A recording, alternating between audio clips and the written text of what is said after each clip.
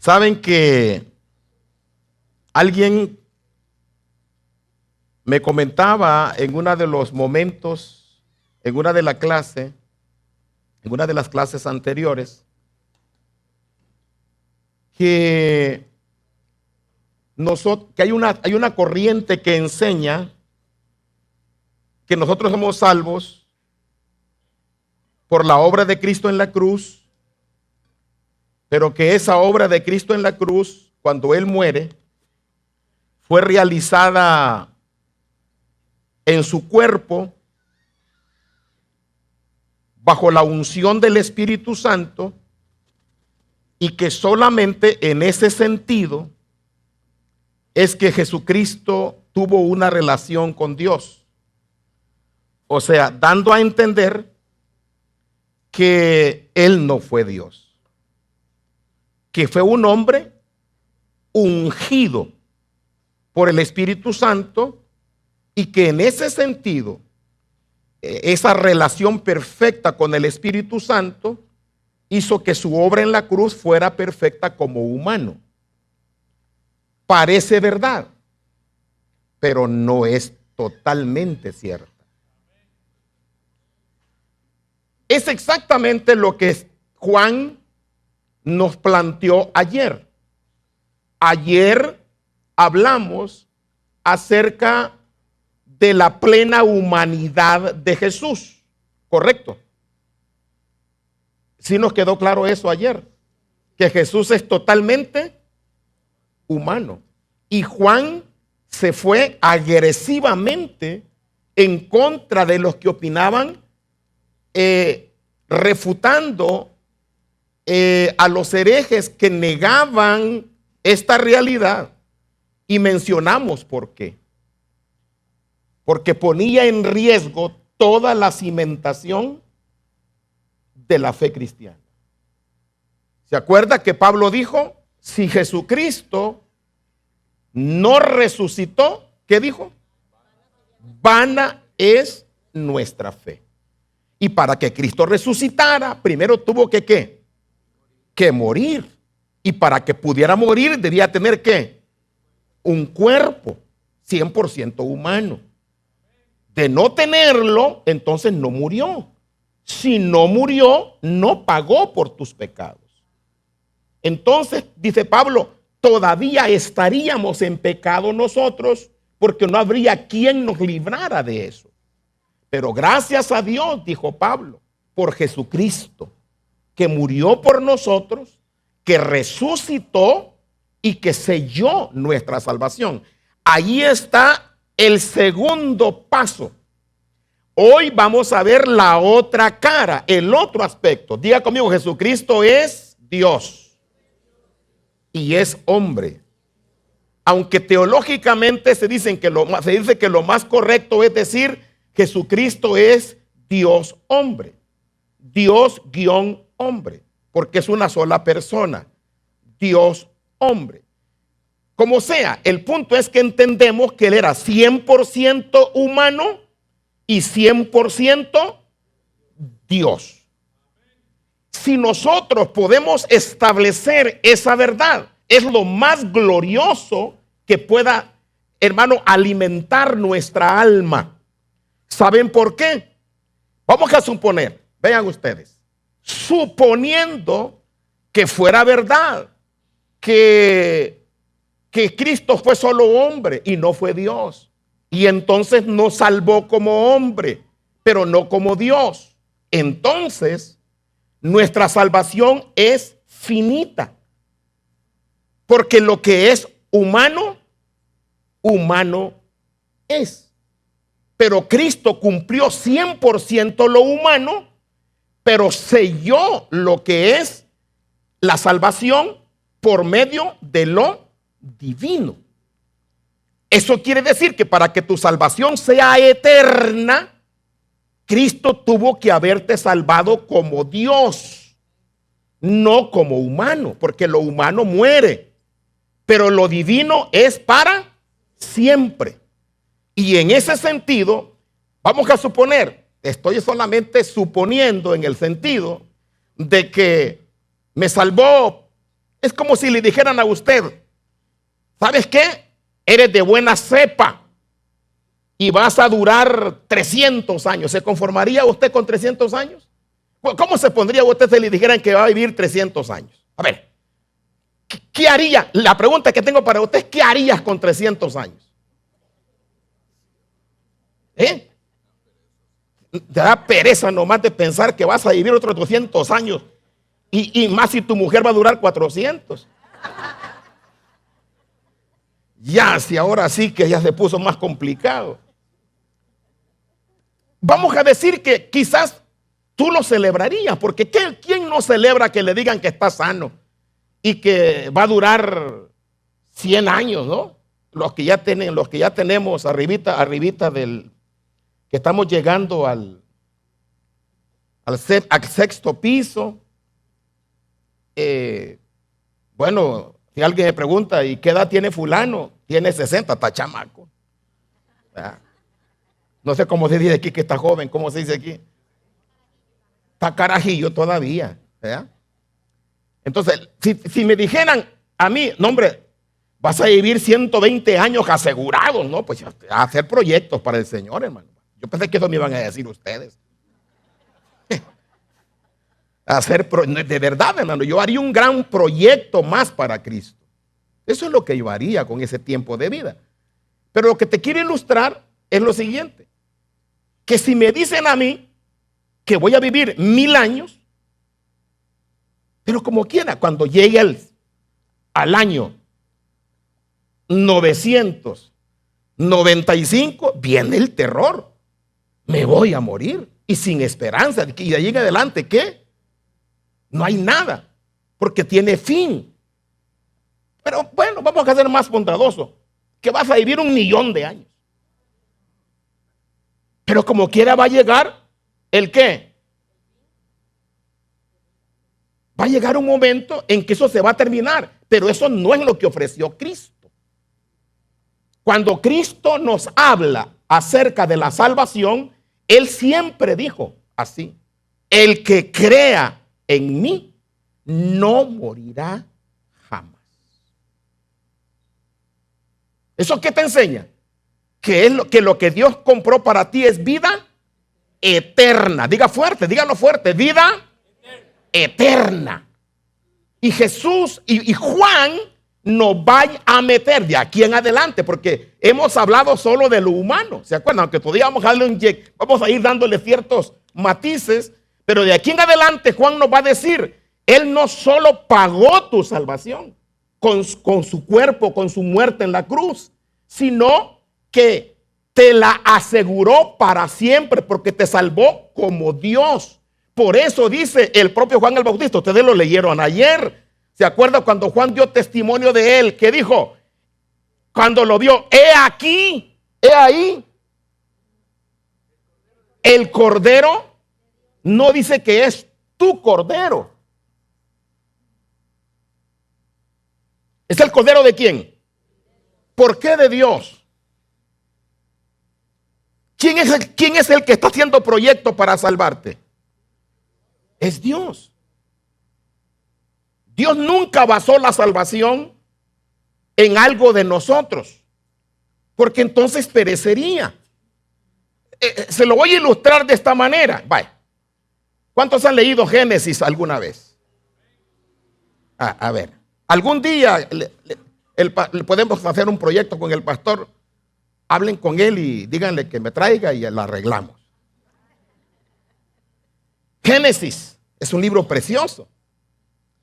Dice la Biblia que Abraham, un día, Dios le dijo: Abraham, anda delante de mí y sé perfecto.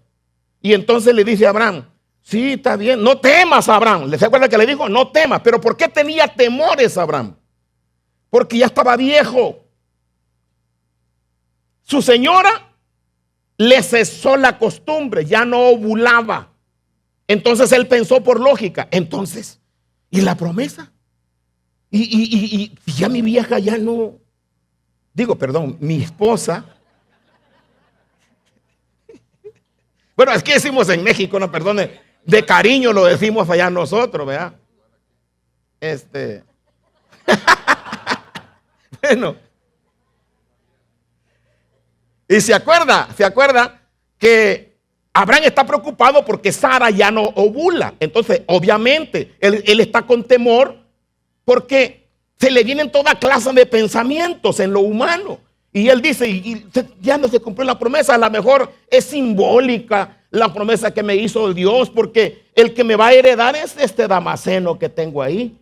Ese es el que va, el único que tengo aquí en la casa que va a vivir más que yo. Entonces Dios le dijo, no, Abraham, no. Pero Señor, ¿cuándo? ¿Cómo? Y mírame a mí, aunque yo todavía puedo, Señor, pero mi señora ya no puede. Entonces, ¿cómo? Te va a dar a luz un hijo, Sara. Y la viejita estaba, como algunas, oyendo detrás de la lona, de la carpa. Y dijo, ¿y otra vez? Así dice. Ella se gozó, dijo, ¿a poco otra vez? Y le dijo, tu mujer te va a dar a luz hijo. Pero ¿cuándo, Señor? Bueno, vente mañana y hacemos trato. ¿Han leído eso, verdad? Va, ¿se acuerda que llega Abraham y llega al lugar de la cita? Porque le dijo, y me traes holocausto. Y allí nos vamos a encontrar. Le dio la dirección, le dio el lugar, etcétera, etcétera. Gloria a Dios. Todavía está esta cosa aquí. Resulta que cuando Abraham llega, ¿sí se acuerda de esa historia? Si no la recuerdan, se la recomiendo que lo lean cuando lleguen a la casa. Ahorita nomás escuchen.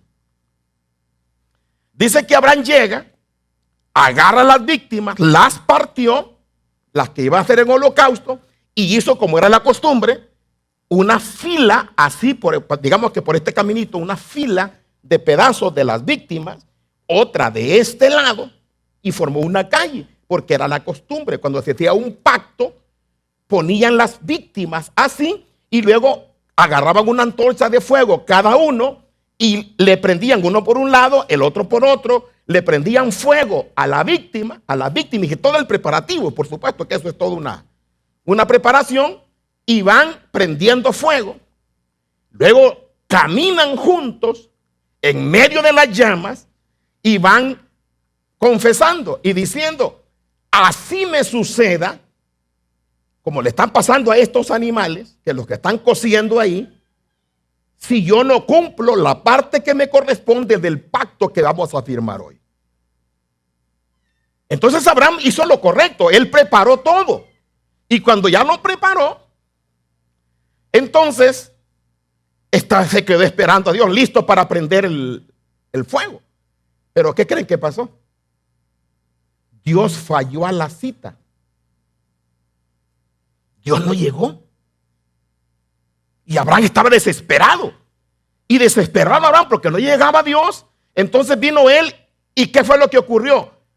Los animales comenzaron a oler ¿qué? La sangre de las víctimas. Y comienzan a llegar de todos lados los depredadores. Y se la pasó él espantando aves que bajaban queriéndose llevar las presas, tirándoles piedra y corriendo de un lado a otro. Y imagínense la escena. Se la pasó todo el día tirándole piedra a las aves de rapiña que querían comerse las víctimas porque tenían sangre. Entonces, ya tarde los animales ya no vuelan porque ya es noche, pero ahora comienza a escuchar ¿qué? A ver, ¿qué? Animales nocturnos, porque ya está cayendo la noche. Y comienzan a venir los animales de noche, coyotes, ¿qué más? Lobos, toda clase de animal nocturno comienza a sentirse, a oír los alaridos, las amenazas, y él ya no puede. Abraham está como, ya cansado de tanto tirar piedra, y ¡pum! Se durmió. Cansado, ya no aguantó, se durmió. Allá entre el sueño,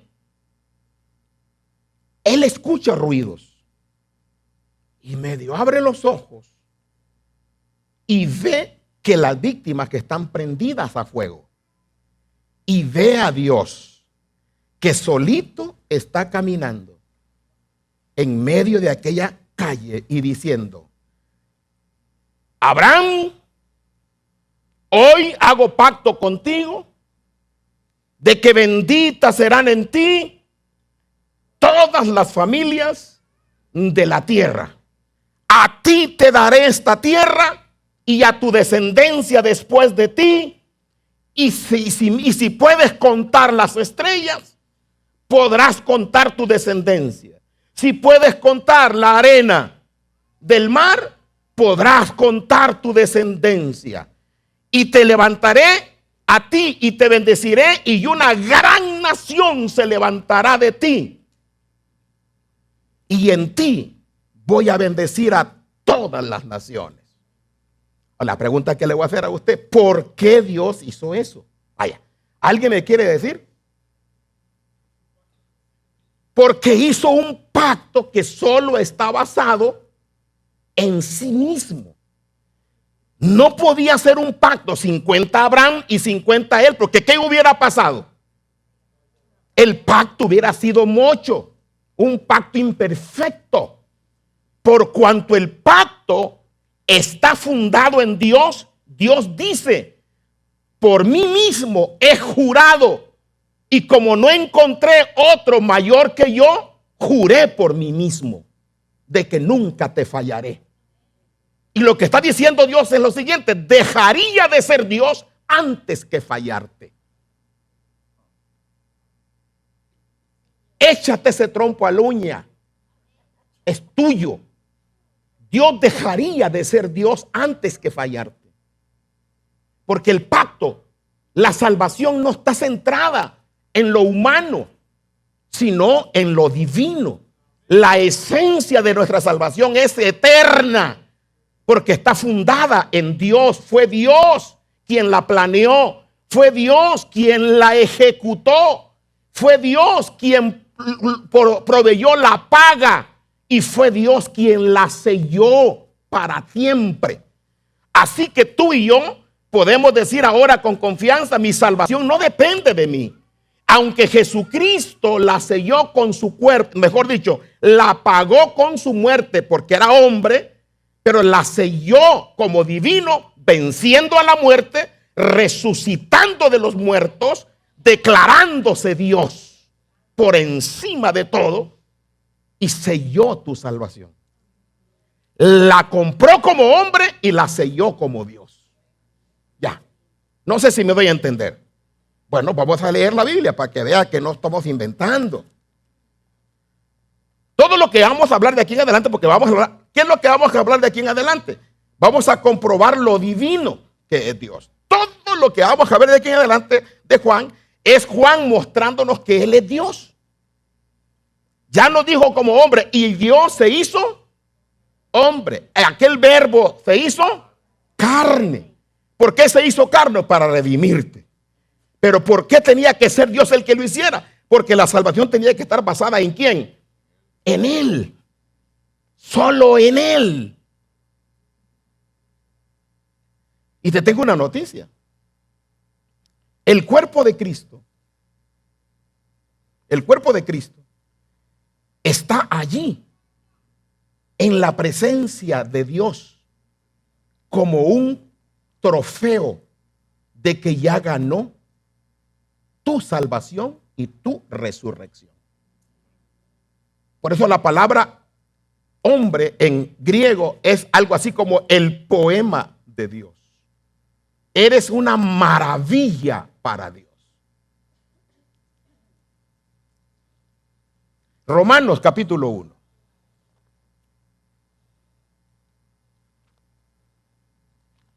Libro de Romanos capítulo 1. Y dice la palabra, ¿ya la tienen ahí?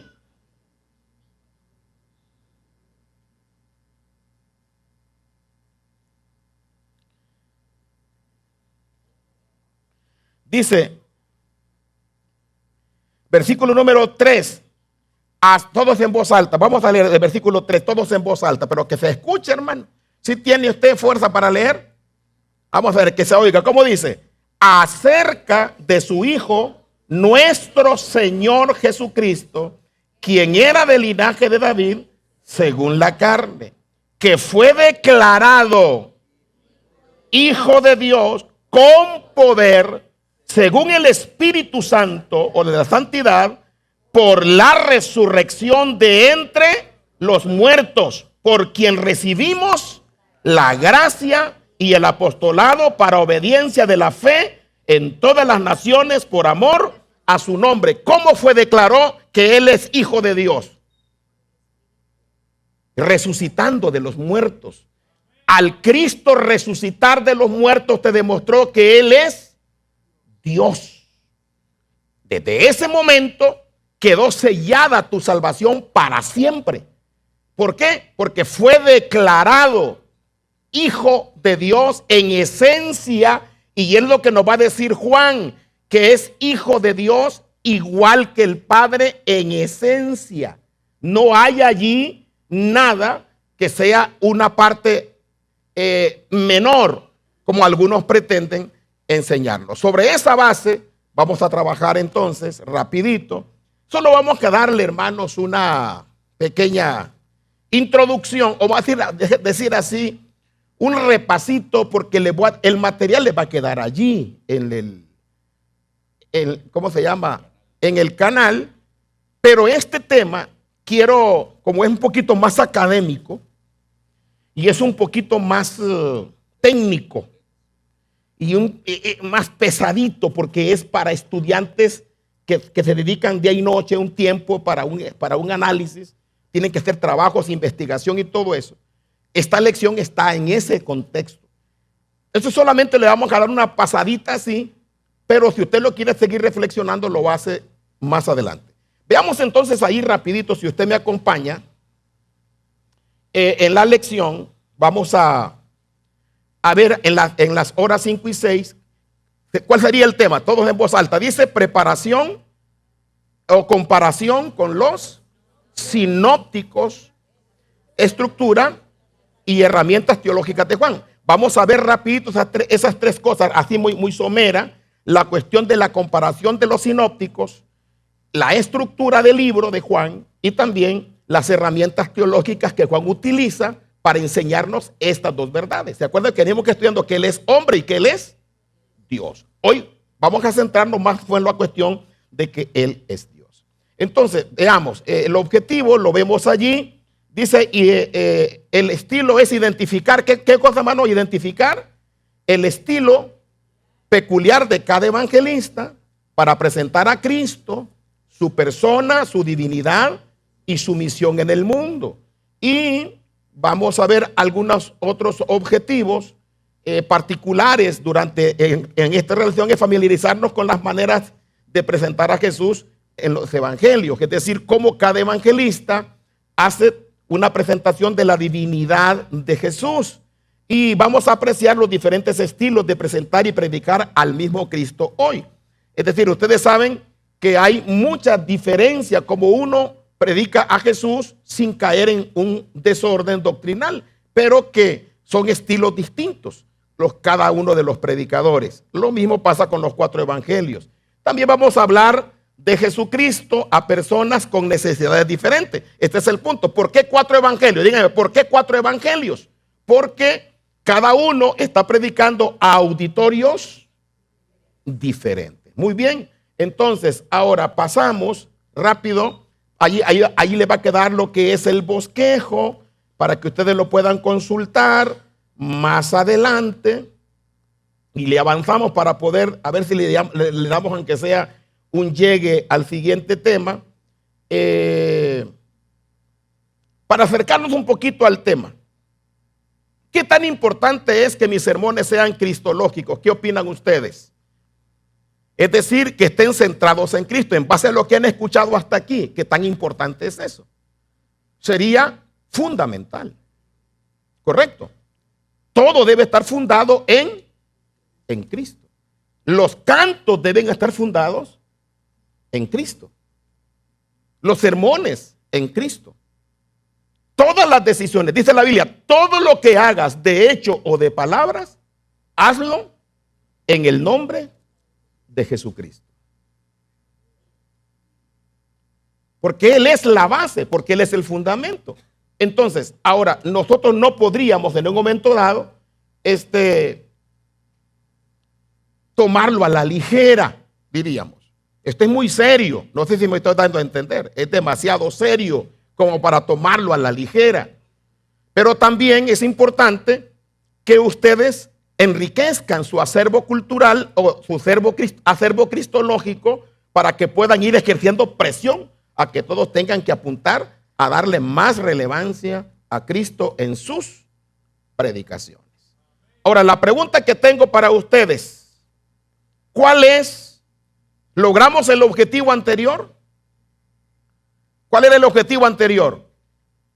¿Se acuerda que en la parte primera vimos que el libro de Juan es completamente canónico, inspirado por el Espíritu Santo y por lo tanto tiene poder como palabra autoritativa para conducta o para fe y para práctica de la iglesia?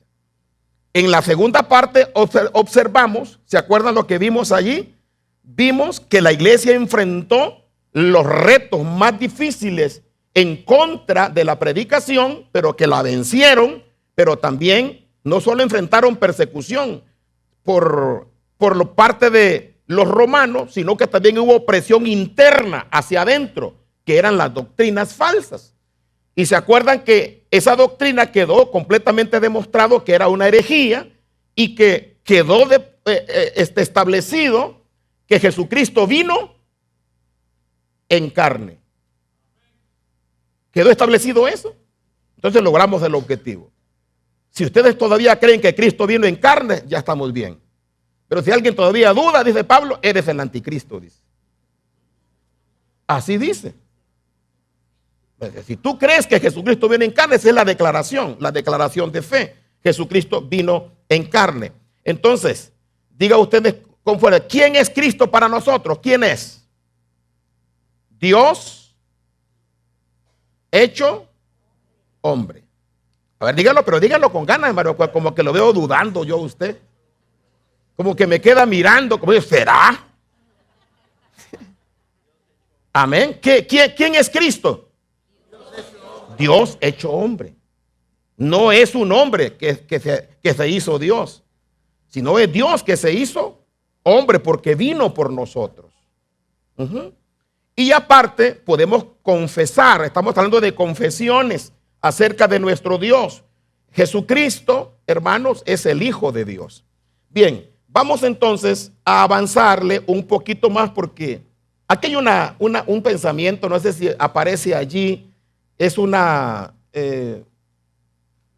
oración, como dice allí, ahí está, lo pueden leer todo, este está bonito, lo pueden leer todos, dice, oh Dios, que en el monte santo a testigos escogidos revelaste a tu Hijo muy amado, maravillosamente transfigurado de ropajes y resplandeciente, concédenos por misericordia que librados de las iniquidades de este mundo, por fe podamos contemplar al Rey en su belleza. Juan nos va a presentar a Cristo en su esplendor, lo bello que es y profundo que es Cristo. Cristo es tan profundo que se han escrito tantos comentarios sobre el Evangelio de Juan que todavía no han podido agotar la riqueza de la profundidad de la cristología juanina. Ahora, veamos rápido, vamos a avanzar en cuanto a la comparación que les dije, no vamos a hablar mucho, solo puedo mencionarles que el Evangelio de Juan contiene un 92%, oiga eso, un 92% que es original de él en el Evangelio, que no se encuentra en los sinópticos. Ahora, vamos a ir, aunque todos tomaron una misma fuente inicial, ahí aparece un cuadro, ese cuadro que también le va a quedar allí como cómo se formaron los evangelios y tiene que ver con la formación de cómo se formaron, con qué porcentaje están formados. Y ustedes lo van a encontrar ahí, que Marcos, que viene como fundamento, el más antiguo de todos. No se lo voy a explicar porque, como les dije, esto es más académico, pero ustedes pueden darle algún estudio y si tienen dudas, pregúntenle a su pastor y que Dios le ayude. ¿Ya? Solamente queremos decir que hay temas comunes y exclusivos en Mateo y Lucas que vienen ahí, que ya para que no los detengamos a leerlo, ahí le van a quedar. Vamos a adelantarnos a lo que tiene que ver con el Evangelio o con algunas confesiones, vamos a decir así. Lo que tiene que ver con Juan, por ejemplo, en esto solo quiero que leamos, si se puede ir por ahí a la Filmina 21, la ponemos, la cristología de Mateo. ¿Cómo presenta Mateo a Cristo? Solo lo leemos. Quiero que me ayuden a leerlo, por favor. Las mujeres, la primera, la número 1, ¿cómo dice la número 1? Y de David, los varones, todos en voz alta, la visión de Jesucristo como el cumplimiento de todas las profecías mesiánicas. Y todos juntos, la visión de Jesucristo como el iniciador del reino. Y además, la visión de Jesucristo como el nuevo dador de la ley. La visión de Jesucristo como el maestro que enseña con parábolas. Ojo, ojo a esto. Juan no tiene ni una parábola. Ni una. Y esto es muy importante y lástima que no le voy a presentar examen si no se los preguntaba ahí. Pero a los estudiantes les toca este problema. La visión de Jesucristo como el Hijo del Hombre que volverá en gloria. Todo lo que estoy leyendo es cómo presenta a Cristo Mateo. No vamos a explicar su visión cristológica. Y también el Cristo, el Hijo de Dios viviente. Ahí está la confesión. Vamos a decir, la confesión de fe de Mateo acerca de Cristo está cuando se la dice Jesús, cuando se lo dice Pedro. ¿Se acuerda? Cuando le dijo, ¿quién dice la gente que soy yo? Y luego les pregunta, ¿y ustedes quién dicen que soy yo? ¿Y qué dijo Pedro? Tú eres el Cristo, el Hijo del Dios viviente. Pero la palabra Cristo hay que leerla y estudiarla en el contexto de la visión hebrea que entendían por Cristo. Y por eso ustedes se van a dar cuenta que Juan plantea que los judíos lo quieren matar porque se atribuye a sí mismo ese título que implica que él es Dios. Y vamos a verlo por qué. Entonces, cuando Mateo hace esta confesión, allí está la confesión de fe que podemos decir que encontramos en Mateo de manera muy específica. Tú eres el Cristo, el Hijo del Dios viviente. Ahora, vamos a ver más adelante. Y fíjese que esto es muy importante porque le dijo, Pedro, bienaventurado eres. ¿Por qué le dijo? Porque no te lo reveló carne ni sangre, sino mi Padre que está en los cielos. Él te mostró quién soy yo. Y le dice, y sobre esa roca, o sea, sobre esta roca, sobre esta declaración, sobre esta revelación que has tenido, se va a fundar mi iglesia. O sea, mi iglesia se va a fundar sobre la declaración de fe de que yo soy el Cristo, el Hijo de Dios. Ok, continuamos. Entonces, ¿cuál es la visión de Marcos acerca de Cristo? Todos en voz alta. Comienza con la visión de que en Jesucristo se cumplen las profecías de Isaías. La visión de Jesucristo como el gran hacedor. Hermano, Marcos, ¿alguien quiere predicar de milagros? Lea Marcos. En cada capítulo hay milagros. Y usted va a encontrar que si usted quiere que la iglesia entre en un avivamiento de milagros, enséñeles Marcos. Porque Marcos plantea al Cristo de acción, al Cristo que actúa ya. ¿Y cuántos creen que Cristo todavía puede hacer milagros ya? Levante la mano el que lo crea. Qué lindo. Cristo puede hacerle un milagro hoy. Porque porque Cristo es el hombre de acción permanente para la iglesia. Es lo que te enseña Marcos. También la visión de Jesucristo como el que tiene potestad sobre los hermanos. Fíjense, Marcos era un especialista. ¿Han escuchado ustedes a evangelistas que son expertos en echar fuera demonios? ¿No han oído a nadie? No, yo sí conozco evangelistas cuya especialidad es echar fuera demonios. Yo me he enfrentado con endemoniados. Dios ha liberado endemoniados. Pero hay otros que son especialistas en eso. Pues Marcos era uno de esos. Marcos presenta a Cristo como uno que hacía llorar y salir corriendo a los demonios cuando se daban cuenta que estaba ahí. Pero les tengo una noticia: Juan no se llevaba con los demonios. No hay ni un solo endemoniado en el evangelio de Juan. ¿Por qué? No lo sé. Pero Marcos presenta a Jesús echando fuera demonios, de muchos endemoniados. Ahora, presenta la visión de Jesucristo como hombre de ¿qué? De acción, con la palabra inmediatamente. Esa palabra la usa muy frecuente Marcos, inmediatamente, prontamente. La palabra, hay una frase griega, eutis.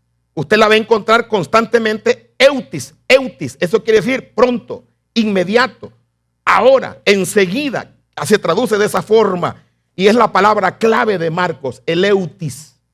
Y esa palabra, hermanos, en la declaración de fe, pudiéramos decir que es en el capítulo 1 y versículo 1. Léanlo en voz alta, como dice, 1:1 de Marcos. ¿Cómo declara la divinidad de Jesús? Principio, Hijo de Dios. Ahí está. Principio del evangelio de Jesucristo, Hijo de Dios. Ahora, continuamos rápido. No vamos a leer las instancias del eutis que vienen adelante. Ahí ustedes lo leen en su casa, tranquilos, tomando café. Pueden leer toda esta información que viene ahí. Y vamos a avanzarle. Ahorita le digo hasta dónde.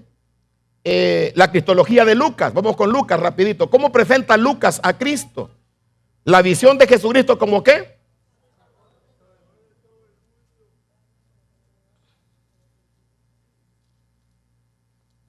Otra vez. La visión de Jesucristo como ¿qué? Como el hijo de David. Ajá. La visión de Jesucristo como ¿qué?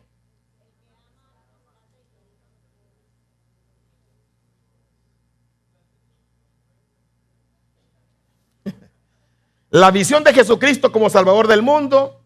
Dice también que el que trae buenas nuevas ¿a qué? A los gentiles. La visión de Jesucristo como el que ama, rescata y redime a los pobres, a las mujeres y a los... Fíjate que Lucas se llevaba muy bien con las mujeres. Les dio honra. Las incluyó. Pero Juan no las deja fuera. Y ya lo van a ver por qué. Acuérdense, María, la samaritana, María y Marta, Magdalena. Son muy interesantes que las incluya Lucas, las incluya Juan. Continuamos a la siguiente, por favor. También la visión de Jesucristo como el hijo de David. Se me hace que aquí hay algunos detallitos, hay algunos errores allí que me están haciendo un poquito de ruido. Pero vamos a continuar en la presentación original que les envié. Solo se hace esa corrección allí y acomodarlo bien. Pero vamos a continuar entonces ahora con Juan. Ahora, ¿cómo presenta Juan a Cristo? En Juan vamos a encontrar rapidito el prólogo. En todo lo que vamos a leer, sencillamente cada uno de esos marcos, Juan lo va a utilizar para hablarte de que Jesús es Dios. En primer lugar, todos en voz alta, ¿qué dice ahí? El prólogo sobre Jesús como ¿qué? El verbo y el creador. Y luego, ¿qué más? Jesús declarado el Cordero de Dios. ¿Ya entendieron que es Cordero de Dios? ¿Por qué de Dios? No tu Cordero. No fuiste tú el que proveyó la redención fue Dios en su mundo. Y si está en el mundo de Dios, es eterno. Ya que te quedó clara la idea. Por eso Dios no le permitió a Abraham que participara. Él lo hizo solo. Porque la salvación está basada en Él, no en nosotros. Nosotros solo somos beneficiarios, usufructuarios. Somos los que recibimos el beneficio. Pero nada más.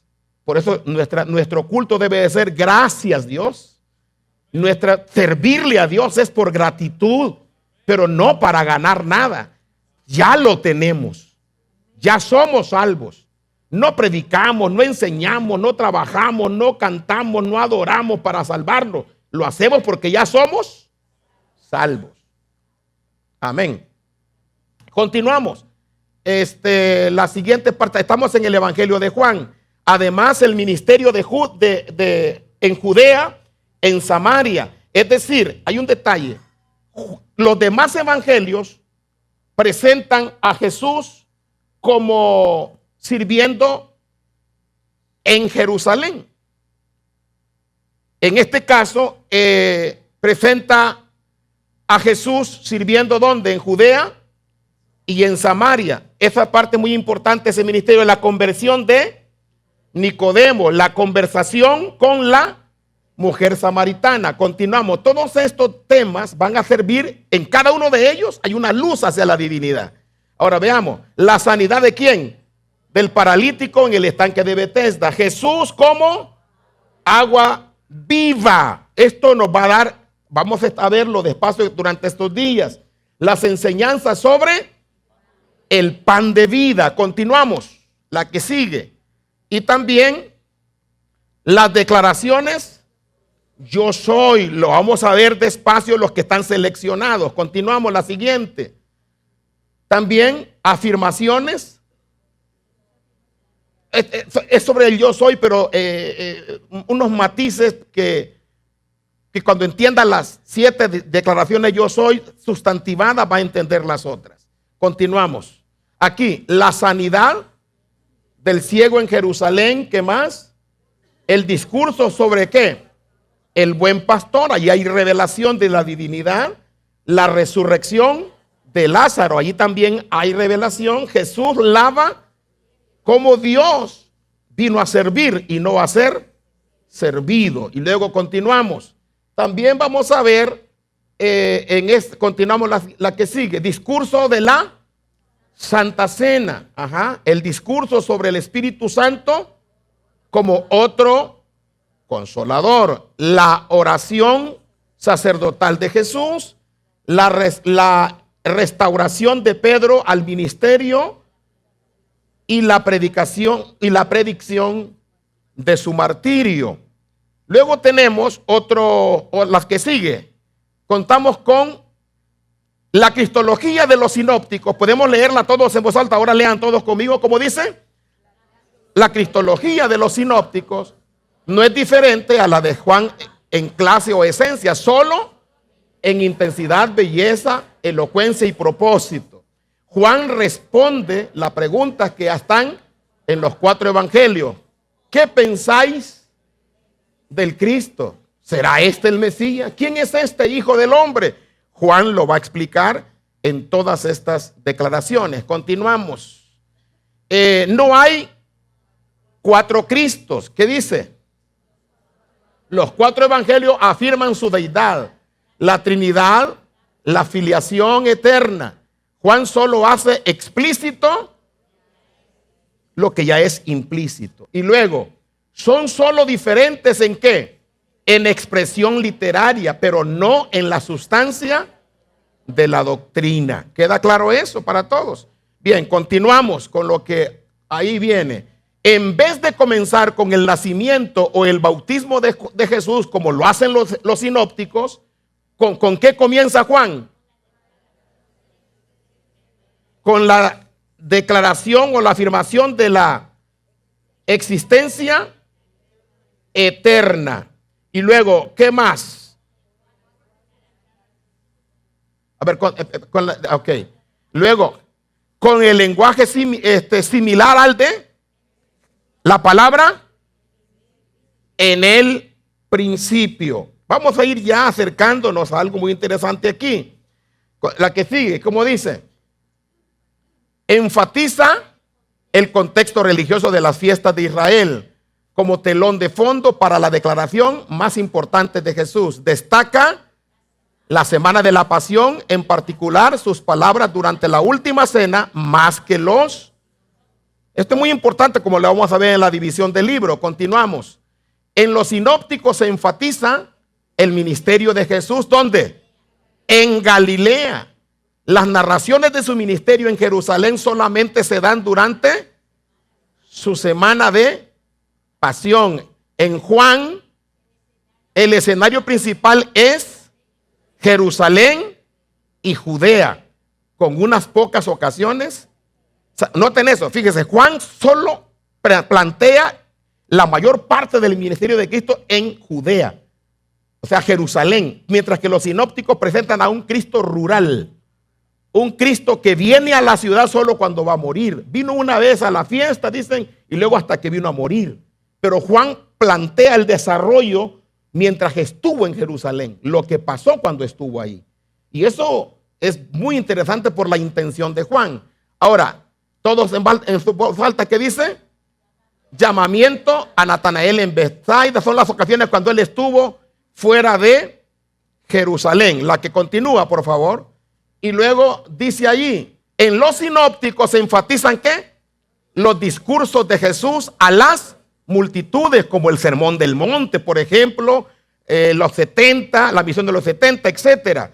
Pero en el caso de Juan, ¿qué dice? Enfatiza las conversaciones privadas de Jesús, más personales, es decir, como por ejemplo, con la mujer samaritana, ¿qué más?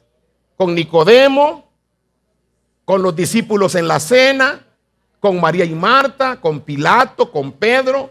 Se pueden identificar unas 27 más o menos conversaciones. Continuamos. ¿Qué dice? La confrontación con los judíos. Esta palabra, grábense esto, viene en el examen. La confrontación con los judíos. ¿Por qué? Fíjese lo que dice ahí. Dice, la expresión los judíos aparece ¿cuántas veces en Juan? 71 veces, mucho más que en los 3 sinópticos sumados juntos. En Mateos y Lucas solamente aparecen 5 veces cada uno.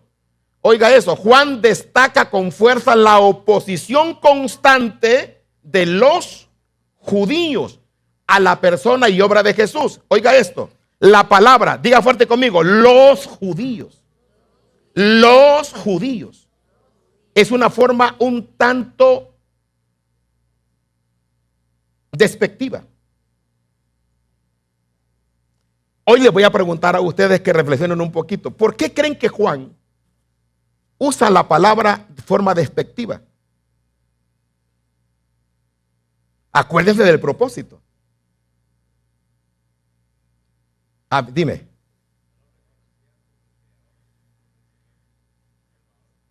Ajá, miren, saben que Martín Lutero,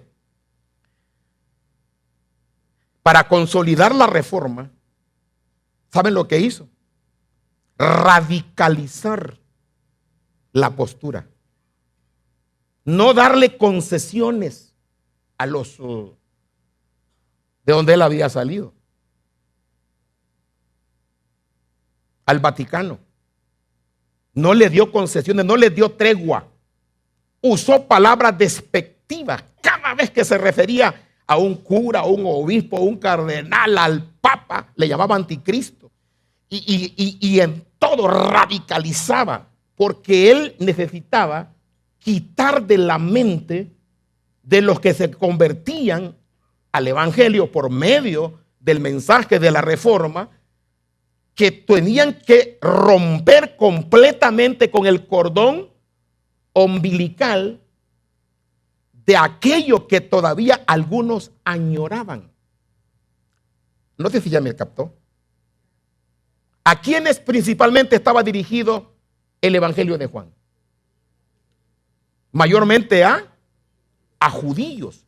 ¿Qué pasaba con los judíos cuando los excomulgaban o los expulsaban? ¿Se sentían triste, pero todavía había cierta añoranza a regresar a la costumbre antigua, a sus fiestas. Juan, cuando se refiere a los judíos, no les da concesión. Juan radicaliza la postura. Y Juan decía, cada vez que se refería a ellos, no se refiere, por supuesto, a los judíos en general. No, se refiere al liderazgo opositor, a los que estaban tramando la muerte constante contra Jesucristo. Se refiere a ellos, no al pueblo en general. La palabra los judíos se refiere a ese sector, al sector que oprimía a Cristo, al sector que perseguía a Cristo, a los que tenían cautiva la religión judía y que no habían entendido y que se van a topar con Jesús en el capítulo 7, como lo vamos a ver, y en el capítulo 5, el 8, el 9, aquella confrontación con ellos. Ya lo leyeron, ¿no? Gracias. Algunos nomás me quedan mirando así, así. Pero bueno, espero que lo lean. Entonces, continuamos. La siguiente filmina. Esto ya lo vieron ustedes, ¿se acuerdan? A la expresión que aposunagogo. Y yo le digo que la lea, que la repase y todo, porque viene en el examen. Vamos a pasar a la estructura rápido para poder salir de aquí. El Evangelio de Juan lo podemos dividir de la siguiente manera. Me parece excelente la división que hace la NBI. En el caso de Gary Burke hay muchas formas de dividirlo. Incluso, hermano, se puede dividir por medio de días y se puede dividir por medio de personas. Juan utiliza esa estrategia de dividir. Entonces, si usted se va conmigo, vamos a ver rapidito, solo para que tenga una idea, capítulo número 2, rápido, del Evangelio de Juan. Hacemos un pequeño ejercicio. Capítulo 1, vamos a ver. Por ejemplo, Juan utiliza como que lo que había ocurrido hasta el versículo 28 había sido un día. Pero eso es una forma como lo hace Juan para dividir. El versículo 29, ¿qué dice? El siguiente día. Ahora, búsquenme en dónde vuelve a decir el siguiente día. En el 35, ¿qué dice? El siguiente día otra vez. Y luego, ¿dónde vuelve otra vez a decir el siguiente día? En el 43 dice el siguiente día. Ajá. Y luego sigue. ¿Dónde lo vuelven a encontrar? En el 2:1. Al tercer día. Es decir, después de ese día que pone 3 más. Son 7 días. Entonces quiere decir que mencionó 4 y luego 3. Son 7 días. Luego deja de usar los días y usa personas. Es una forma, es que Juan, muchos no se lo han podido acabar porque dice, bueno, ¿y cómo es que Juan hace toda esta forma de dividir lo que escribió? Lo escribió con una serie de estructuras que son bellísimas. Por ejemplo, en el capítulo 2, ¿a quiénes menciona? En el capítulo 2, ¿a quién menciona como personaje importante? Hay una persona importante, María, ¿se acuerda? María, en el capítulo 2, son 2 personas, María y un gentil. ¿Quién es ese gentil? ¿Ya leyeron Juan? A ver, capítulo 2, está María y luego viene en el versículo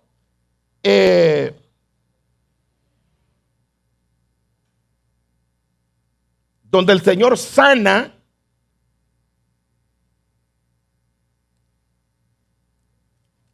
el capítulo 3. ¿Quién sigue después del capítulo? ¿Qué personaje sigue en el capítulo 3? Nicodemo. Ahí está un par de personas. Es decir, en el capítulo 2 está María. En el capítulo 3, Nicodemos. En el capítulo 4, la samaritana. Y un gentil, el noble que recibe un milagro. ¿Se acuerda? Ahora, todas esas son formas de poder dividir el libro si usted quiere. Y continúa. Podemos hablar del ciego, podemos hablar del paralítico, podemos hablar de María y Marta, etc.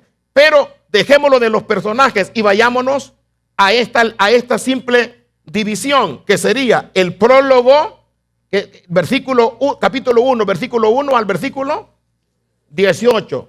El libro de las señales, que vendría siendo del capítulo 1, 19 al 12, 50. Es decir, la mitad del libro, una sola división.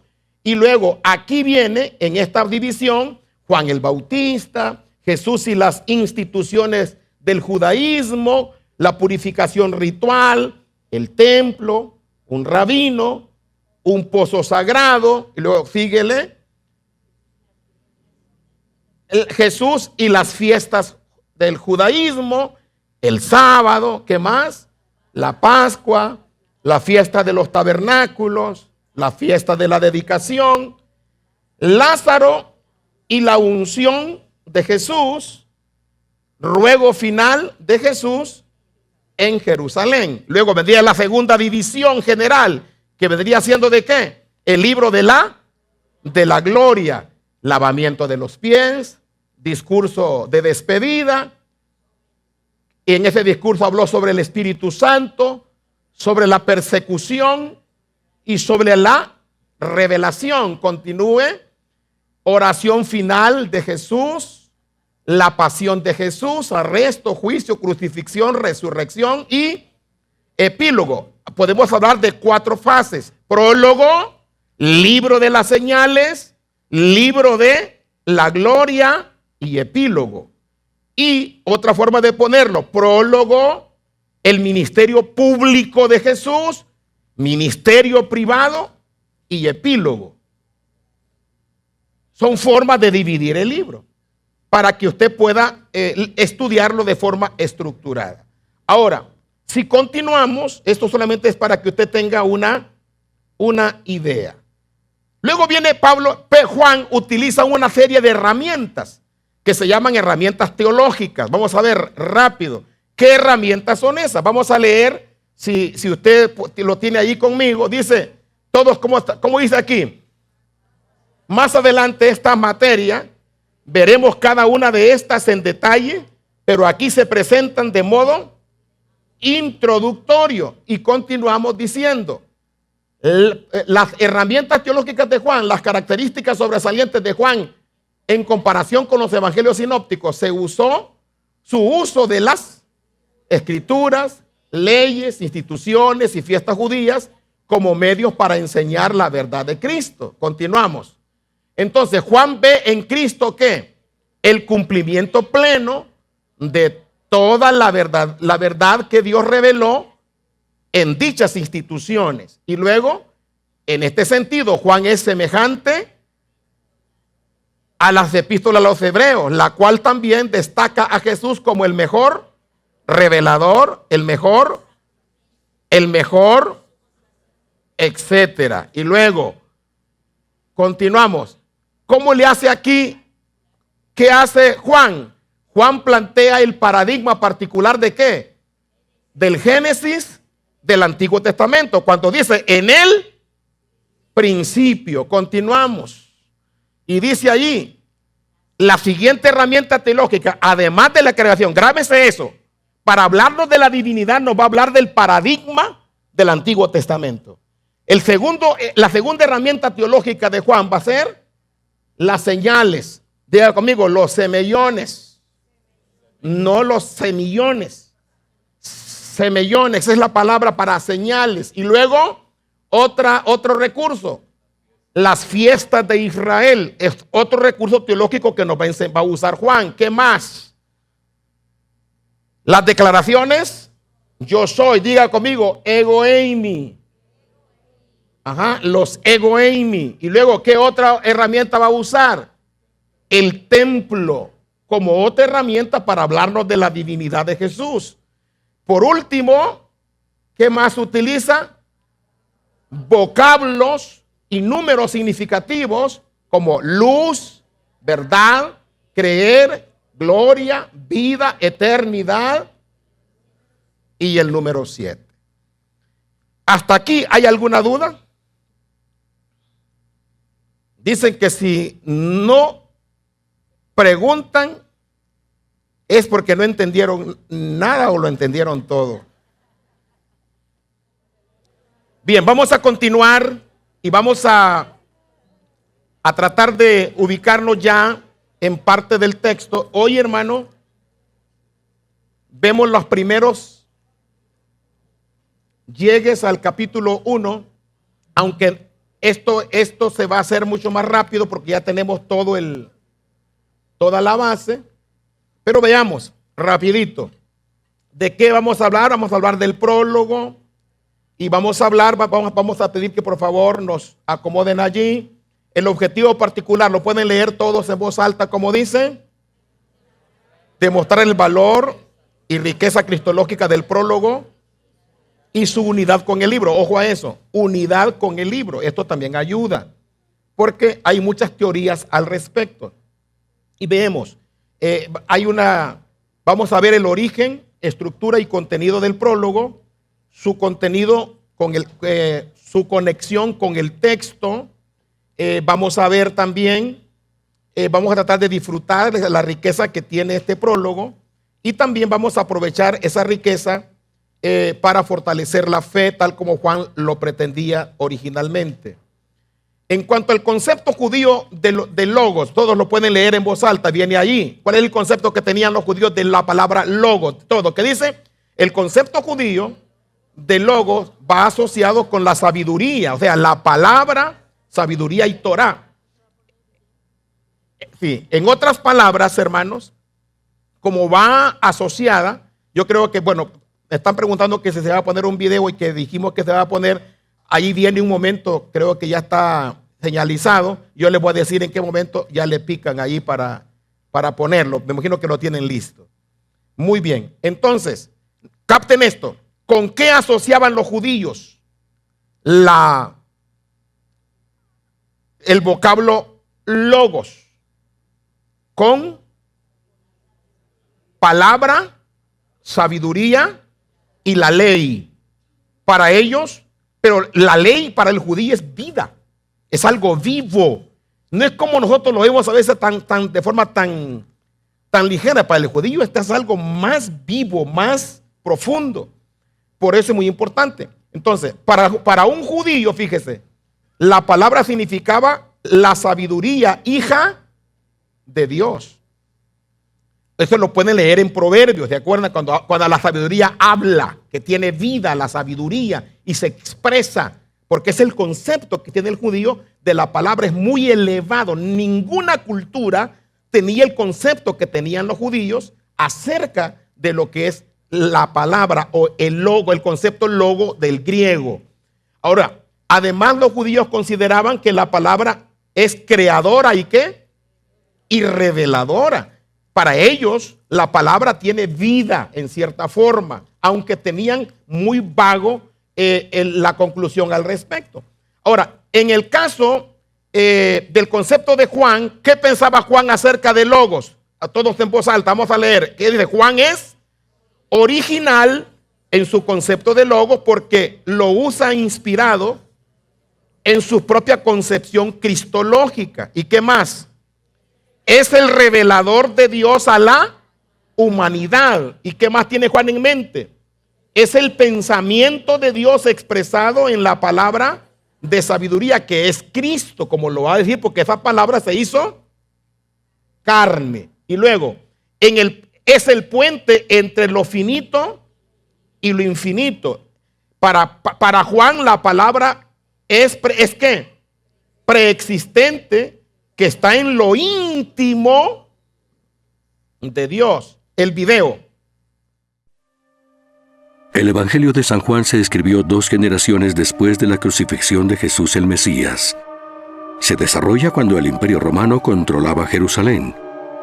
Aunque la crucifixión era el método de castigo preferido por los romanos, la ley judía no lo aprobaba. Jesús y sus primeros seguidores eran judíos. El Evangelio muestra que Jesús era un rabino que enseñó con autoridad y dio la interpretación correcta de las Escrituras.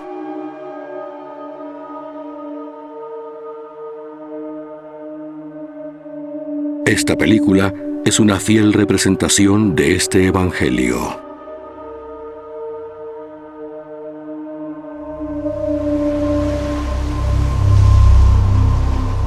El Evangelio según San Juan.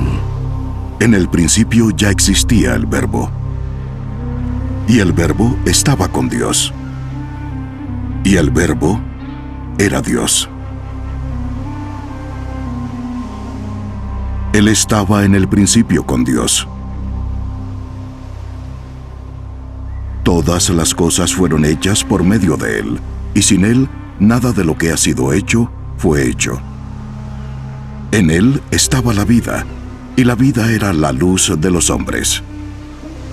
La luz brilla en las tinieblas, y las tinieblas no la comprendieron.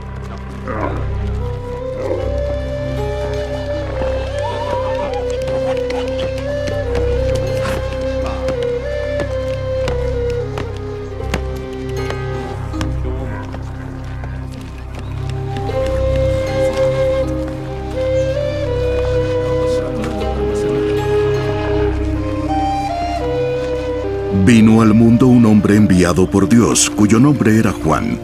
Este vino como testigo para testificar de la luz, a fin de que todos creyeran por medio de él. No era él la luz, sino que vino para dar testimonio de la luz. Existía la luz verdadera que, al venir al mundo, alumbra a todo hombre.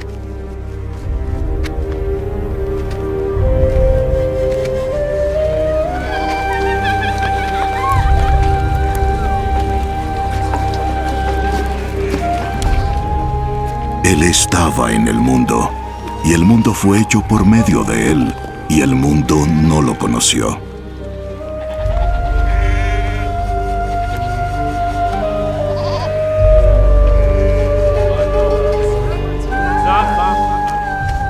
A lo suyo vino, y los suyos no lo recibieron. Pero a todos los que lo recibieron, les dio el derecho de llegar a ser hijos de Dios. Es decir, a los que creen en su nombre, que no nacieron de sangre, ni de voluntad de la carne, ni de la voluntad del hombre, sino de Dios.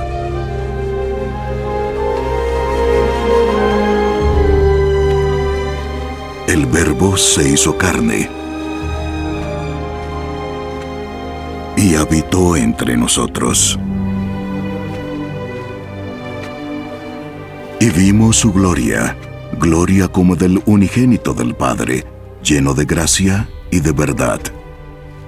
Juan dio testimonio de él. ¡Este es aquel a quien me refería cuando dije, el que viene después de mí es más importante que yo, porque él existía mucho antes que yo! Pues de su plenitud todos hemos recibido, y gracia sobre gracia, porque la ley fue dada por medio de Moisés. La gracia y la verdad fueron hechas realidad por medio de Jesús, el Mesías.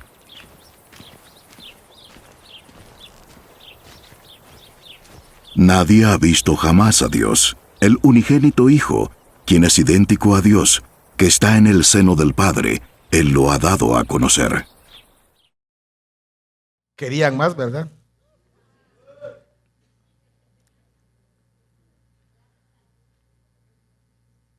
¿Qué notaron aquí?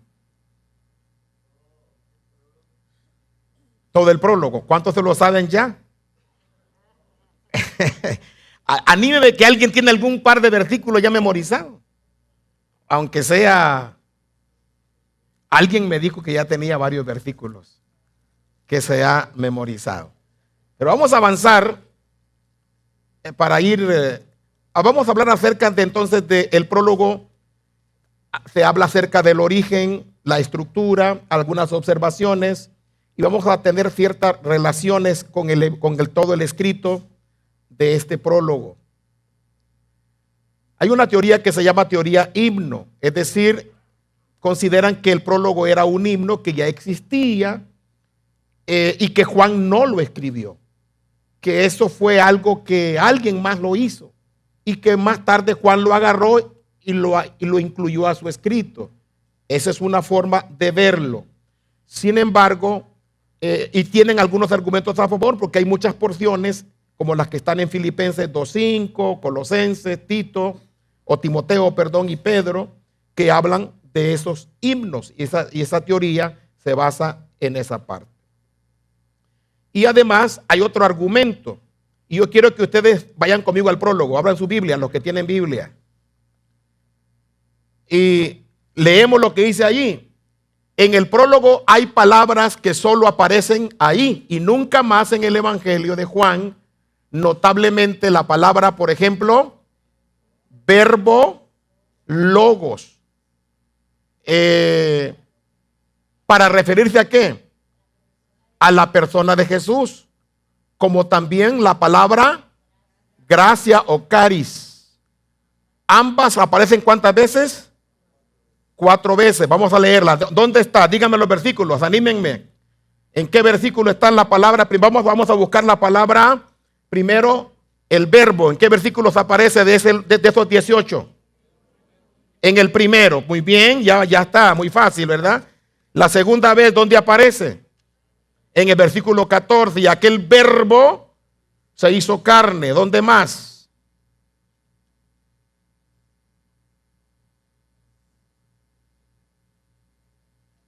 ¿Ya no?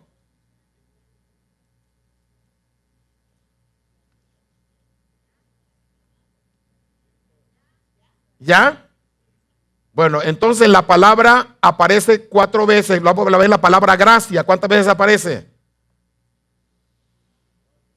Dígame dónde están.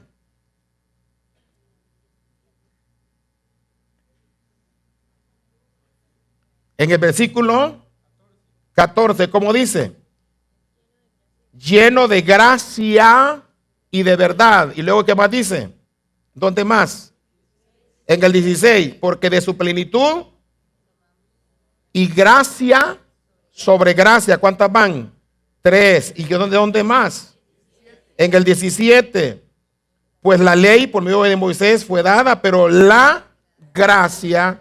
Entonces la palabra gracia aparece 4 veces y la palabra verbo aparece 2 veces. ¿Dónde están? Ah, sí, tiene razón. 4 y 4. Son 4 y 4. Muy bien. Pero ya no vuelve a aparecer en todo el libro. Entonces, el argumento es que como ya no aparece, el prólogo era diferente al libro. Eso argumentan algunos. Pero dirían entonces que el libro de Juan comienza a partir del versículo 19 en adelante. Eso sería esa teoría. Hay otra teoría que dice que comienza con el versículo donde dice, hubo un hombre enviado por Dios, porque así comienzan varios escritos en el Antiguo Testamento. Sin embargo, en la película ustedes notaron una cosa. Si fueron observadores, ¿quiénes son críticos de película? ¿Qué vieron allí? ¿Alguien me puede decir? ¿Qué notaron respecto a esto? Que fue revelándose de manera progresiva. Solo se miraban los pies. Primero la luz, ¿verdad? Allá. Y luego aparecen los pies.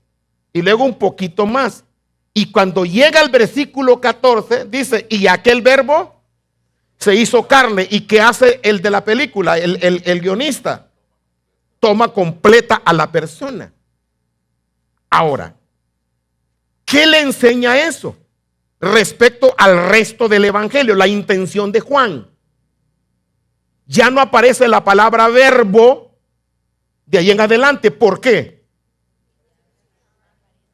Porque ya está hecha carne. Porque no necesita aparecer como palabra. Ahora el verbo ya se hizo, ya no es abstracta. Ahora es física. El que anda caminando allí es una palabra que, el verbo que, hecho carne, el verbo encarnado. Por eso ya no tiene que presentarlo Juan de ahí en adelante como abstracta la palabra verbo. Y la palabra gracia, ¿quién es la gracia? Dice el versículo. La gracia y la verdad fueron dadas a conocer por medio de Jesucristo. Entonces Cristo físicamente es palabra y gracia. Él mismo es la gracia. ¿Ya?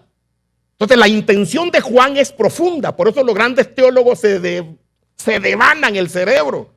Porque Juan es muy intencional en lo que hace, en lo que escribe, lo que quiere enviar, el mensaje que te quiere dar. En su cuerpo, esa gracia se va a concretar ¿dónde? Cuando es concretada la redención en la cruz, la máxima expresión de la gracia de Dios, la muerte de su Hijo, en cuerpo, en carne. Por eso ya no aparece esa palabra. Continuamos ahora entonces otros detalles. Leemos. Hay argumentos en contra de, vamos a decir, hay una evidente, todos en voz alta, que dice, hay una evidente ¿qué? Entre el prólogo y el resto del evangelio. Se precisa en varias palabras claves que figuran ahí y que se repiten en el resto del evangelio. Es decir, la doctrina de Cristo expresada en el prólogo es la misma que se desarrolla en el resto del libro. Por lo tanto, es parte de. Ahora, continuamos hasta la siguiente filmina y luego se pasa más adelante.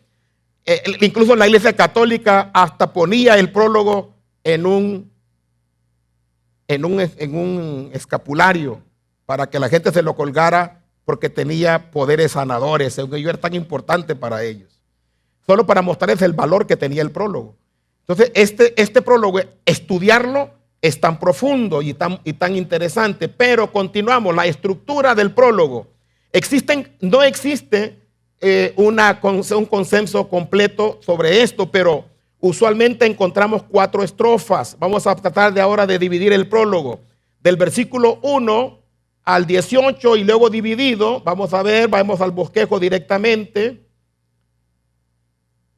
Ahí tenemos al de Gary Gourd. ¿Qué dice allí? El prólogo podemos dividirlo en ¿cuántas partes? En 4, que sería el Logos y Dios, y luego el Logos y la creación, que sería del versículo 3 al 8, y luego el Logos y la revelación, que serían versículos 9 al 13, y luego el Logos y la encarnación, que estamos hablando del 14 al 18. Y es exactamente lo que es una síntesis de todo el libro realmente. Pero le avanzamos un poquito más. Observaciones al texto. En el principio, digan todo eso. En el principio, ¿hace eco a qué?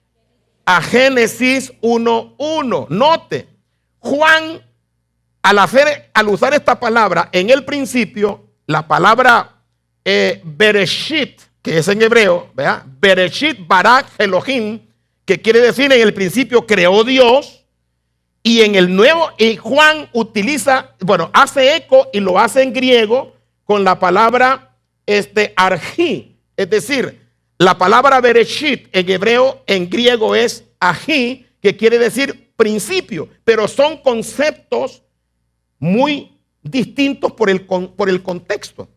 Vamos a ver, por ejemplo, todos podemos seguir leyendo que dice ahí el pasaje, dice el verbo, la palabra de Dios, agente de la creación.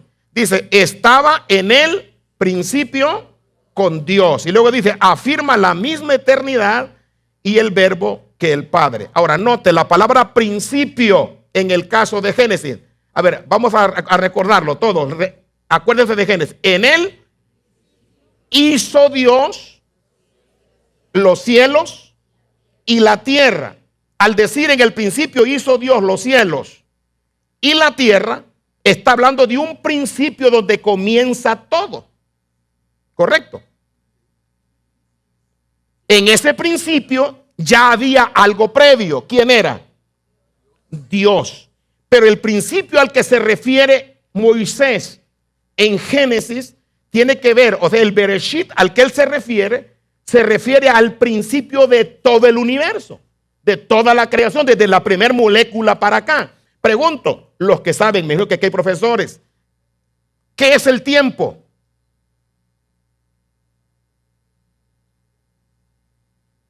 Antes que existiera el tiempo, todo era eterno.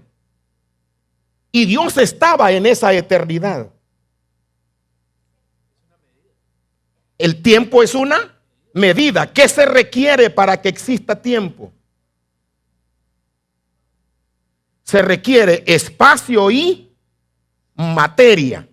Sin materia no hay espacio.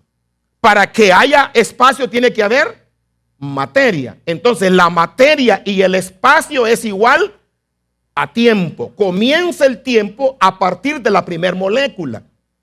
Pero antes de eso, solo existía Dios. Porque es el que ejecuta. Correcto. Pero entonces Juan no se refiere a ese principio de las cosas, sino al principio existente hacia atrás. Vamos a leer Juan 1:1. ¿Cómo dice? ¿Qué dice? Vamos a leerlo en voz alta. ¿Cómo dice? En el principio era el verbo. Aquí, ¿de quién está hablando? No está hablando de una molécula. ¿De quién está hablando? De Cristo. En ese principio, antes que existiera nada, hay un principio que le llama, así le nombra Juan, pero está hablando del principio hacia atrás. Habla de una eternidad anterior a la primera molécula. Pero allí, en esa eternidad pasada, había un ser, una vida, y ese era Dios. Ya la palabra, ya Dios existía. Y cuando Dios existe, dice Juan, en esa eternidad, ¿cómo estaba? ¿Qué hacía Dios allí? Dice, era con Dios. La palabra con lo hace diferente. Ya Juan está poniendo las bases de la doctrina de la Trinidad, porque ya diferencia al Padre con él. El verbo estaba con Dios. En esa eternidad pasada, ¿qué hacía el Padre con el Hijo? ¿Qué hacía el verbo con el Padre? Tenían comunión. Qué bonito. Ellos, y en esa comunión, ¿qué se repartían? ¿Qué se daban el uno al otro? Se daban alabanza, se daban gloria. Es como decirle, como si estuvieran dos aquí presentes y uno diciéndole, qué hermoso, tú estás mejor, qué precioso, tú también, qué lindo, mi amado, te amo, yo también te amo. Y eso era lo que hacían por siempre, darse gloria. ¿Dónde lo dice eso, Juan? Gracias. ¿Dónde lo dice Juan? El 17, en la oración sacerdotal. ¿Cómo dice? Padre, glorifica a tu Hijo con aquella gloria que tuve contigo antes que existiera una molécula, antes que el mundo existiese. ¿Te acuerdas, Padre, cómo nos glorificábamos tú y yo? Pero desde que creamos a estos seres bandidos,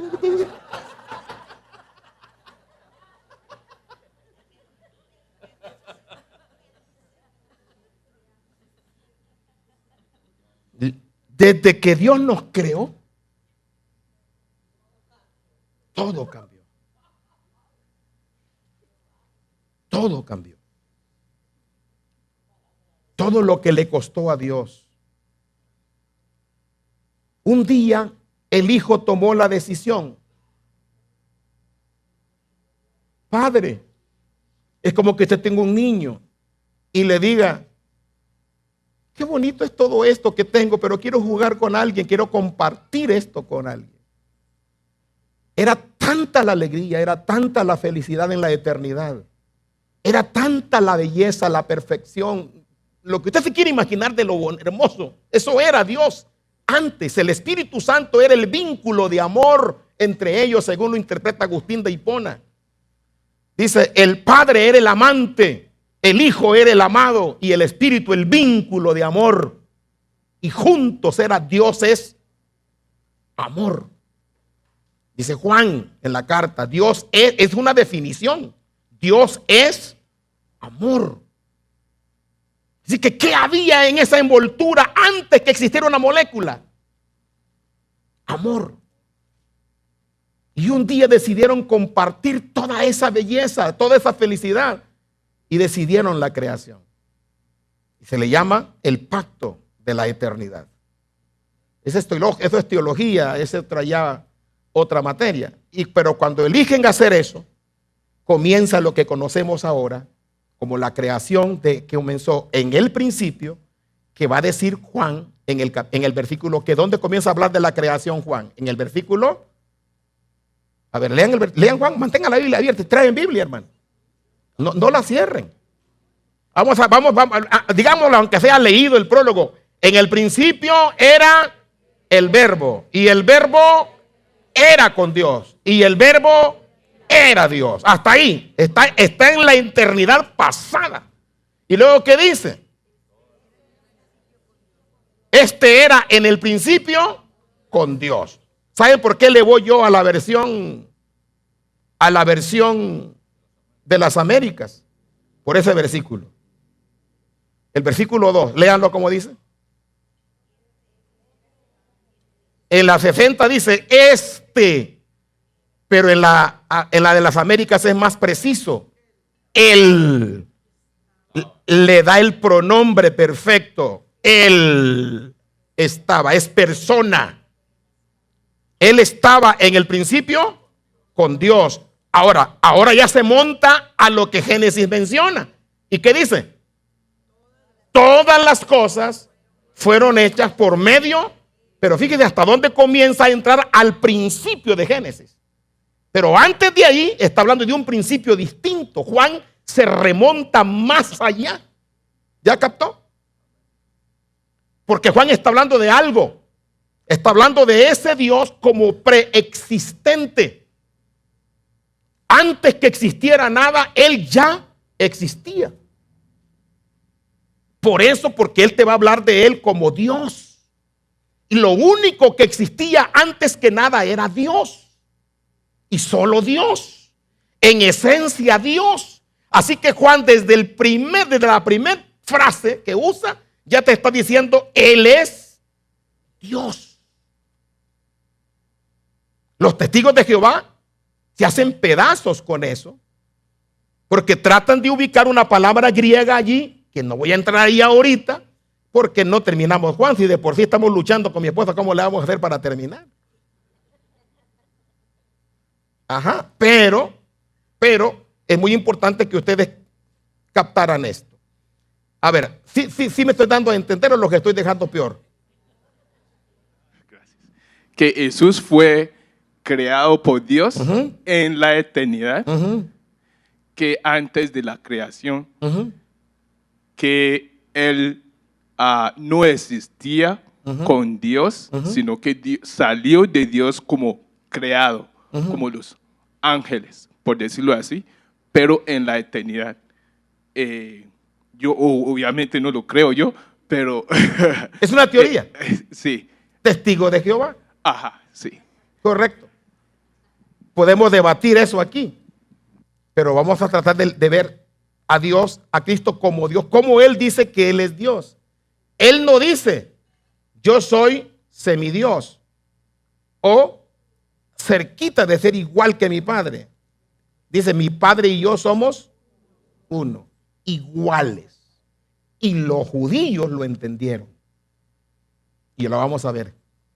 Ustedes lo van a encontrar cuando lleguemos allí.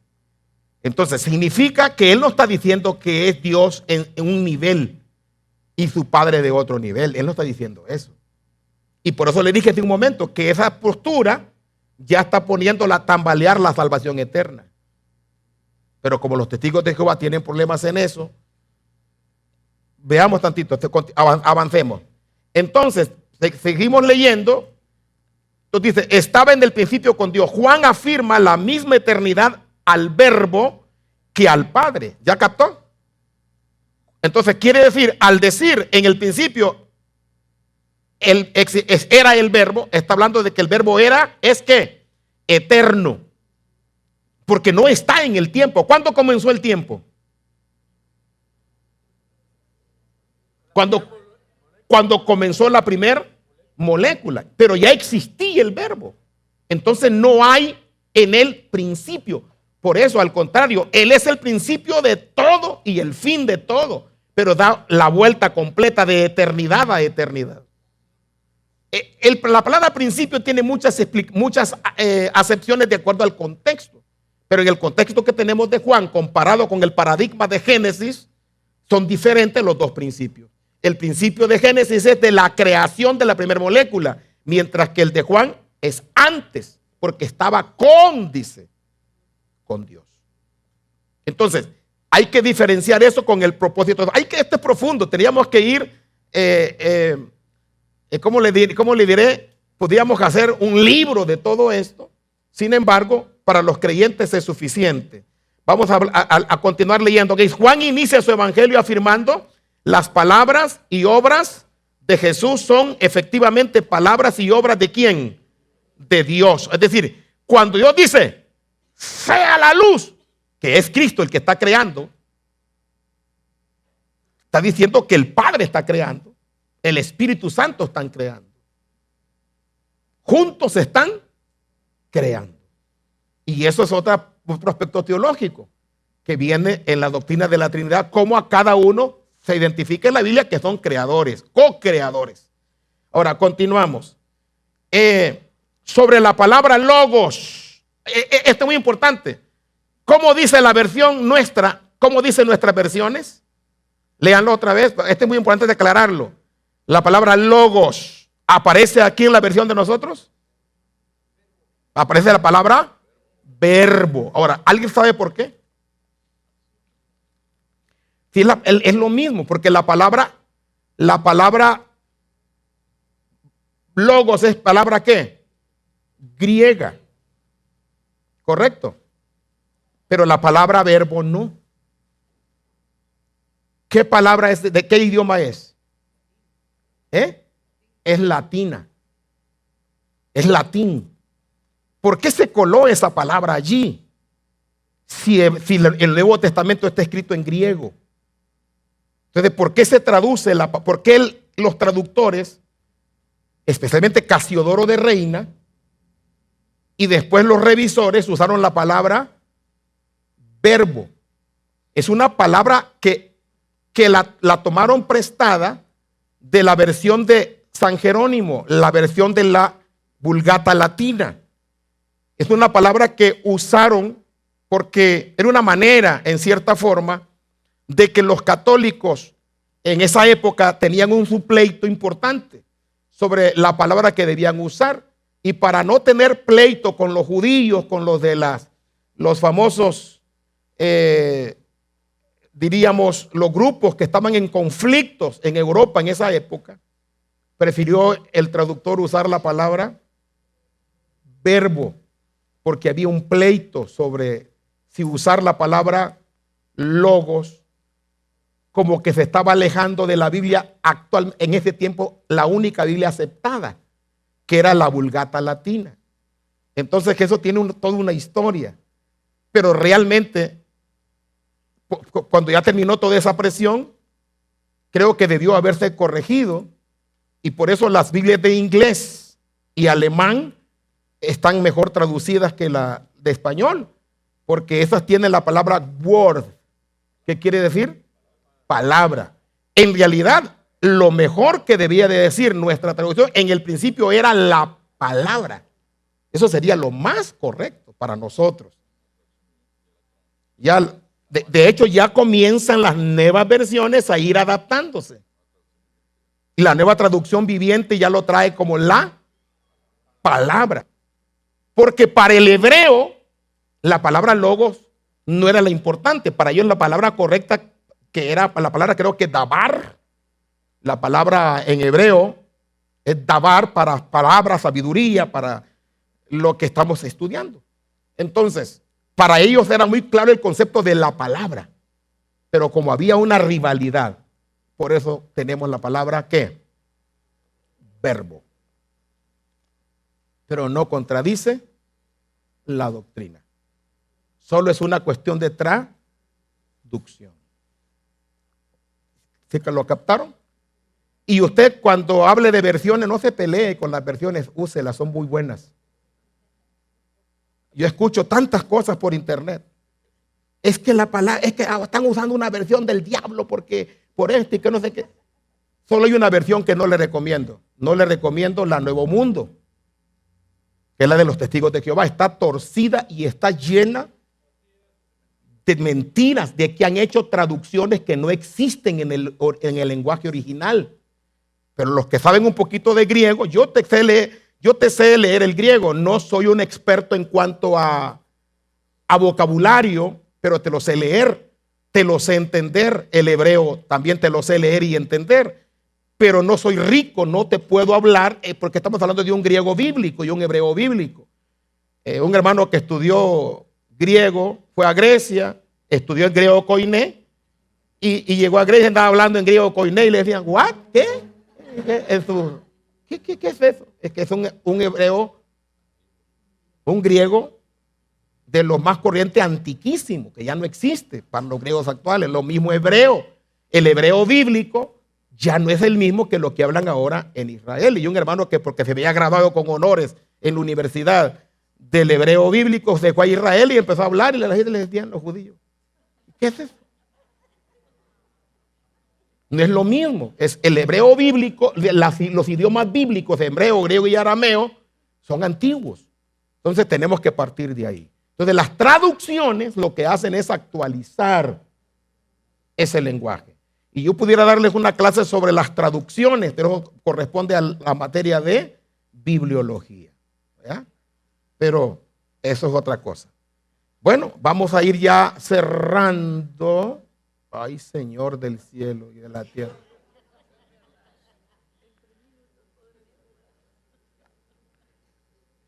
Bueno, hermanos, Juan escribe para alcanzar a los griegos con la palabra que ya mencionamos, la de logos. Seguimos avanzando. El concepto de los griegos allí, etcétera. Le avanzamos. También se usa para alcanzar a los judíos que eran de la diáspora, los judíos helenizados, etcétera. Por eso usa la palabra, pero la que usa Juan no es verbo, ¿se acuerdan, verdad? Usó la palabra logos. Entonces, para los judíos entendían muy bien que la palabra era creadora. Y continuamos, ahí le va a quedar eso para que usted lo disfrute en su casa. Leemos ese cuadro, todos en voz alta, vean cómo se compara ese cuadro que dice ahí todos. ¿Qué dice? En el principio. Y en Juan, en el principio. ¿Se acuerdan que son dos principios diferentes? ¿Lo pueden diferenciar ustedes? Anímeme a alguien. ¿Alguien me puede decir cuál es la diferencia? Una, aunque sea.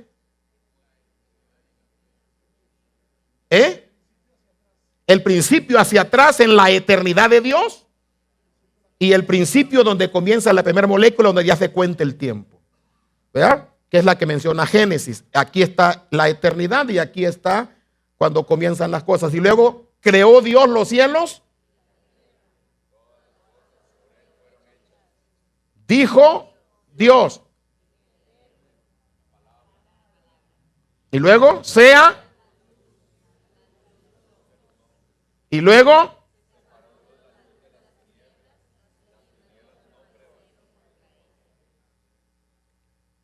Y así continúa el paradigma, pero me queda todavía 10 segundos.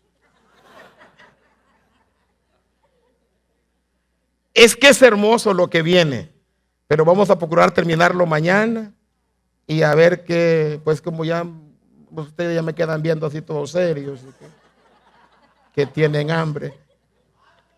Yo estoy bien, puesto de pie.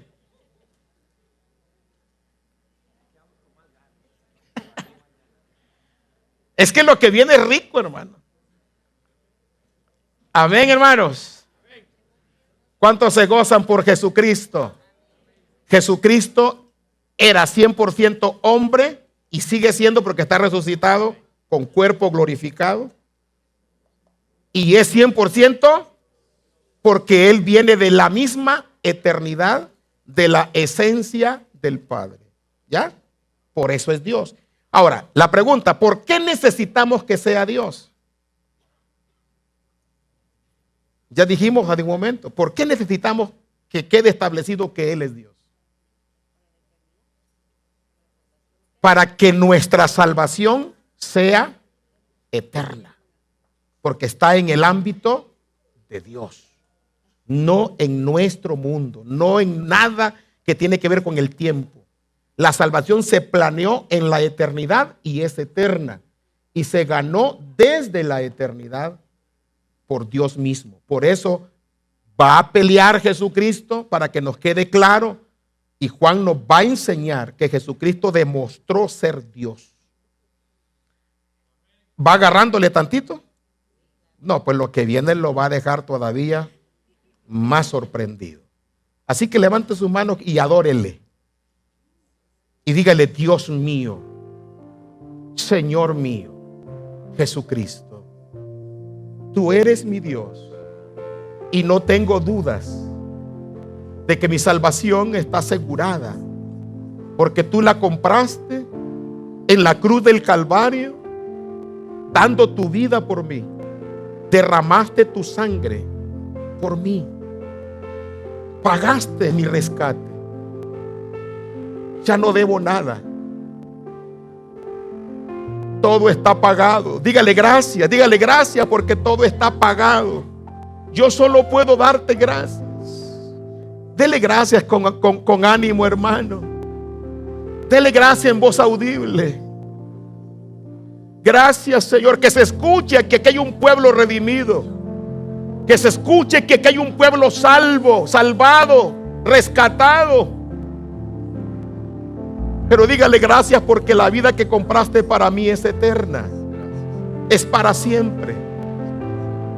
La sellaste venciendo la muerte con poder, porque tú eres Dios.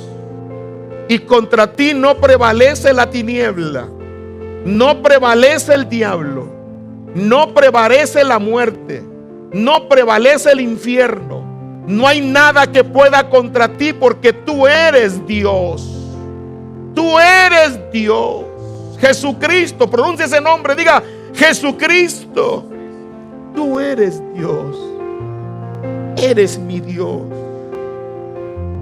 Y gracias por salvarme con el cordero tuyo y no mío, porque Jesucristo es el Cordero de Dios eterno. Amén.